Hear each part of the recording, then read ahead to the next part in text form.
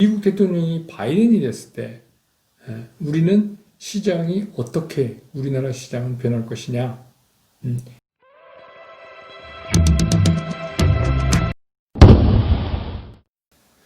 여러분 안녕하십니까? 한글날 잘 보내고 계시죠?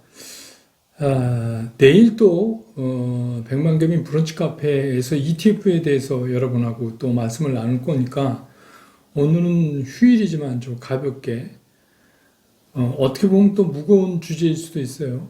그런데 이제 미국의 대통령 선거가 지금 이제 치열하게 이제 막바지를 향해서 가고 있는데, 만약에 민주당의 조 바이든 후보가 차기 대통령으로 당선이 되면, 그러면 우리 시장에 어떤 영향을 줄까? 그거에 대해서 좀 얘기를 좀 해볼까 합니다. 지금까지 나온 지난번에 이제 그 트럼프 대통령이 코로나에 걸리기 전까지는 그래도 좀 뭐 바이든이 앞섰지만 그래도 뭐 괜찮은데 이제 점점 결과가 조사 결과를 보면 그 바이든 후보가 10% 이상 앞서는 걸로 이렇게 나타나고 있어요. 그런데 이게 이제 일반적인 상황이면 그래서 조 바이든이 된다 이렇게 쉽게 생각할 수 있는데 이게 상대가 트럼프란 말이에요. 그래서 이제 이런 문제가 있어요. 마지막 하나는 뭐냐면 많이 사람들한테 얘기도 됐지만 트럼프 대통령의 불복 전략. 이게 여러분 아시지만 미국은 이제 현장 투표, 우편 투표 이렇게 두 가지를 하죠. 그런데 이제 이거를 갖고 지금 뭐 나온 시나리오 들리는 얘기에 면 이거를 갖고 트럼프 대통령이 시비를 걸고 불복할 가능성이 있다. 이제 이렇게 얘기를 하는 거예요. 근데 아시지만 이제 대법원은 트럼프한테 유리하게 돼 있죠. 그리고 또 거기도 마찬가지지만 콘크리트 지지층이라는 게 있어요. 그 공화당 보수에. 주로 이제 백인 저소득층을 이렇게 구성하고 있는데 그쪽은 여전하게 굉장히 강한 지지를 나타낸다 이거예요. 트럼프가 뭘 하던 강한.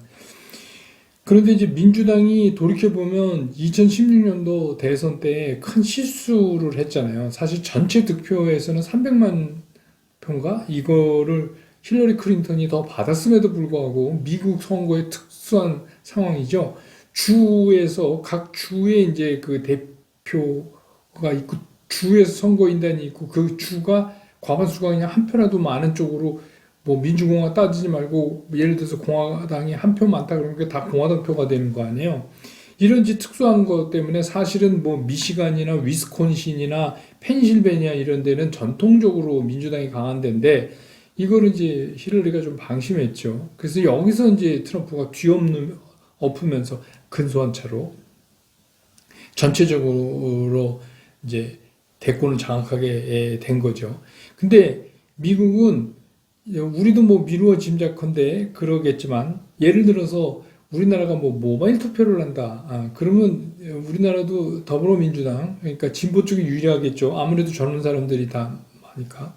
현장 투표를 하면은 이제 공화당이 유리. 공화당 지지자들은 다 현장 투표를 가겠다고 지금 이렇게 얘기를 하고 있고 우편 투표는 이제 민주당 지지자들이 상당히 있어요.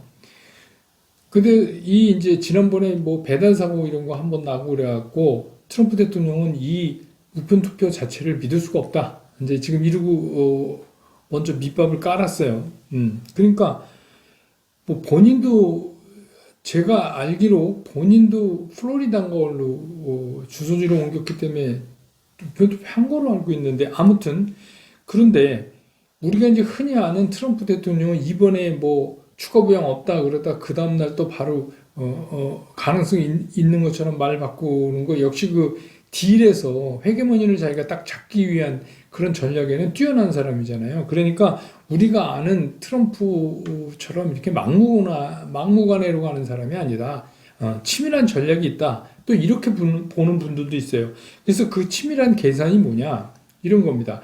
현장 투표가 된 거는 일단 투표가 끝나면 바로 이제 정리해서 개표를 시작하고 그거를 발표를 해요. 근데 미국의 특징이 뭐냐면 어떤 주에서 예를 들어서 공화당이 한 표라도 이기지 않습니까? 그러면 그 이제 한 표, 그러니까 공화당이 앞서고 있는데 그 앞선 폭이 지금 우편 투표를 초과하면 이거 우편 투표를 안 까요. 아예 하지를 않습니다. 그런 방법을 쓴다고 그래요. 미국의 투표 방법은. 그래서 예를 들어서 뭐 민주당 후보가 밀렸어요. 그 민주당이 밀렸는데 그 밀린 표차만큼 우편 투표가 되지 않으면 우편 투표 개봉하기 전에 수요가 그럼 아예 투표 개표 자체를 안 한다 이제 이런 겁니다. 그런데 그렇게 되면 어떻게 되냐? 현장 투표는 바로 집계가 돼서 누가 우세하다 이렇게 나오는데 현장 투표는 공화당 지지자들이 많이 하니까 트럼프가 유리할 거 아닙니까? 그렇죠. 그런데 이제 우편 투표는 나중에 개방하는데 이미 그냥 트럼프가 선언을 해버리는 거죠. 당선 선언을. 뭐 그것도 뭐 하나의 아이디어라고 그래요. 그리고 이제 우편 투표에 대해서는 뭐 우편 투표에 이거에 문제가 있다. 뭐 이렇게 이제 시비 걸고 이게 막 이렇게 나가면 뭐 내년 1월까지 질질 이렇게 내년 1월 3일 날 이제 미국의 상원 하원 개원하죠. 그러니까 그때까지 계속 끌고 갈 수밖에 없는 거예요. 그럼 되게 이제 이거는 우리가 기대하지 말아야 되는 건데 자 그렇게 되면 주시장도 되게 골치 아프죠. 근데 또 안 그렇단 말이에요. 그럴 가능성이 상당히 있다고 자꾸만 느껴지는 거는 아마 저뿐만이 아닐 거예요. 여러분도 그런 생각이 드실 거예요. 그러니까 이게 참 우리가 이렇게 여론조사 결과나 뭐 이런 거 보면 바이든 후보가 10% 이상 앞선다고 하지만 이게 안심을 당일까지 할 수가 없어요. 그래서 그래도 뭐 트럼프가 계속 되면은 뭐 지금하고 별 변동이 없으니까 중요한 거는 바이든이 됐을 때 그리고 또 민주당이 상원 하원 뭐 대통령 다 장악하는 사태가 왔을 때의 주시장은 어떤 영향을 미칠 거고 우리 시장은 어떤 영향을 미치느냐. 그래서 미국 대통령이 바이든이 됐을 때 우리는 시장이 어떻게 우리나라 시장은 변할 것이냐. 그리고 우리는 어떤 전략을 세워야 되냐. 이거에 대해서 오늘 좀 말씀을 드리려고 해요. 한글날이지만 구독, 좋아요는 계속해서 구독 안 누르신 분은 눌러주시고 좋아요 눌러주시고 알림 설정 해놓으시고 부탁드리겠습니다.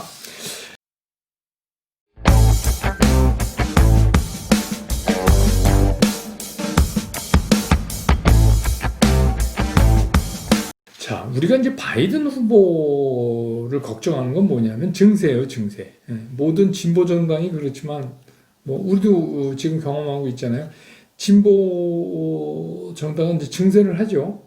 증세를 해야 이제 복지를 확대시키고 막 그럴 거 아닙니까? 그러니까 증세를 기업에다가 증세를 때린다. 근데 이거는 그다음에 두 번째 거는 뭐냐면 빅테크 기업들 있잖아요. 거기에 대해서 상당한 압박을 하고 있어요. 이미 민주당 주도로 미 하원에 뭐 이거 되게 깁니다. 사법부 독점금지 상법 및 행정법 소위원회 이런 데가 있는데 여기서 1년 이상 청문회하고 막 그랬잖아요. 그래서 아마존, 애플, 페이스북 그다음에 그 구글의 부모회사죠. 알파벳, 구글 뭐 이렇게 해서 얼마 전에 이제 그 소위원회에서 결론을 내서 리포트를 발표했어요. 그래서 이런 빅테크 이런 기업들이 예전에 석유 남작, 뭐 철도 건물 이런 것처럼 무지 어마무시한 독점 기업이 이미 돼버렸다. 그래서 얘네들이 뭐 처음에 벤처해서 이렇게 하던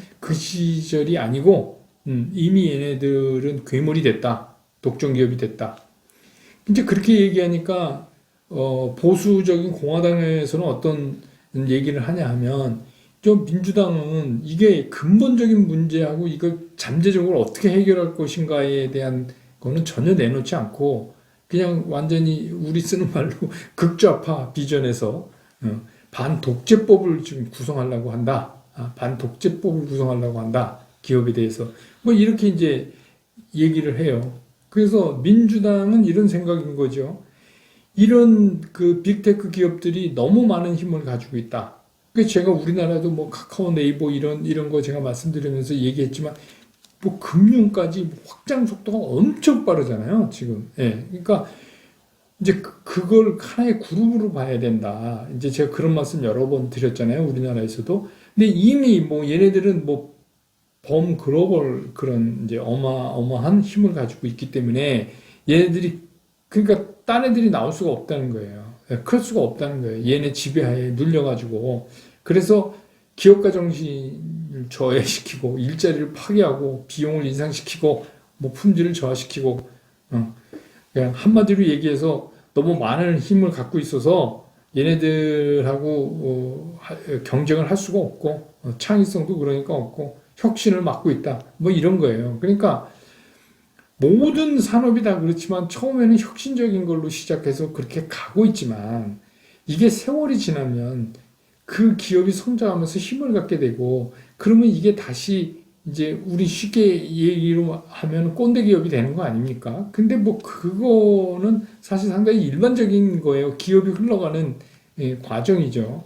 뭐 우리나라도 그렇고 뭐 어느 나라나 다 그럴 겁니다. 근데 이제 제일 문제는 뭐냐면 그럼 이제 지금 기술 성장률을 주도해서 가고 있는 이런 미국 시장에서 그럼 민주당이 11월 3일 날 선거에서 상원, 하원, 대통령 다 가져가면 이거는 이제 그 미국에서도 많은 애널리스트들이 그렇게 얘기해요. 이 빅테크에 대해서는 더 조사하고 입법을 강화할 거다. 그런데 상원까지 승리하면 이 빅테크 기업들은 엄청나게 큰 싸움에 대비를 해야 될 거다. 이렇게 이제 우려를 계속 나타내고 있어요. 근데 이제 우리나라의 시장에서는 이제 뭐 물론 이제 그 미국 시장에서 빅테크 기술 성장주가 그런 이유로 영향을 받아봤자 지금 얘기해봤자 이미 오래전부터 시달렸기 때문에 그런 거를 이미 다 반영하고 있고 또 증세 면에서는 한 10% 정도 그러니까 비포 텍스는 괜찮지만 애프터 텍스에서 이제 한 10% 정도 줄여진다고 생각을 할 수 있잖아요, 우리가 일반적으로. 그러니까 뭐 그렇게 되면 그것도 뭐 별 문제 아니다. 그 다음에 이제 빅테크 기업에 이제 분할하고 막 강제로 이렇게 하는 거는 그거는 그렇게 빨리 되지도 않고 쉽지도 않을 거예요. 기업을 뭐 정부가 조각내는 게 그렇게 쉽나요? 그 쉽지가 않습니다. 그러니까 뭐 이제 그렇게 우리가 이제 인식을 해야 돼요. 그래서 우리나라까지 미치는 영향은 단기적인 충격은 뭐 잠깐 있을 수 있지만 그렇게 길 것 같지는 않다 하는 게 이제 제 개인적인 생각이고 이제 우리가 오히려 조 바이든 후보가 당선이 되면 이거 우리 어떻게 뭘 알고 있어요? 그린 에너지 이렇게 떠오르잖아요. 그래서 뭐 전기차, 수소, AI, 5G, 풍력, 태양광 뭐 이런 거 이런 것들이 이제 관련주가 돼서 벌써 우리나라 움직이기 시작했잖아요, 이미. 이제 그래서 또 섹터별로는 이제 이런 지금 얘기한 친환경, 그다음에 뭐 그린 에너지, 헬스케어 이런 쪽이 이제 이런 섹터가 좋은 영향을 받을 거다 그랬는데 지금 뭐 선 영향을 받으니까 바이든 되면 이게 이제 뭐 제 생각엔 그렇습니다. 매매 전략상은 그렇게 해서 바이든 되고 오늘 뭐 여러분이 한번 천천히 한번 생각을 한번 해보세요.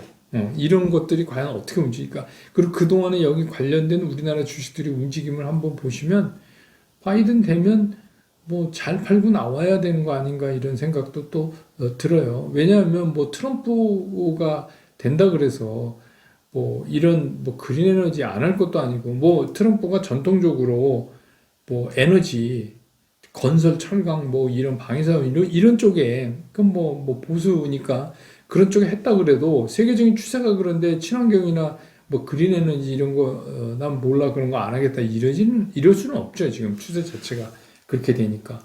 그러니까 저는 이제 여기서 우리가 하나 조심해야 될 게 있어요. 이런 때 되면 꼭 이상한 얘기가 나오기 시작합니다. 이 조 바이든 후보가 되면 조 바이든 벌써 움직이기 시작한 기업도 있어요. 뭐 말이 안 돼요. 조 바이든이 시라큐스 대학 나왔는데 그 대학 동문이다. 여기 임원이.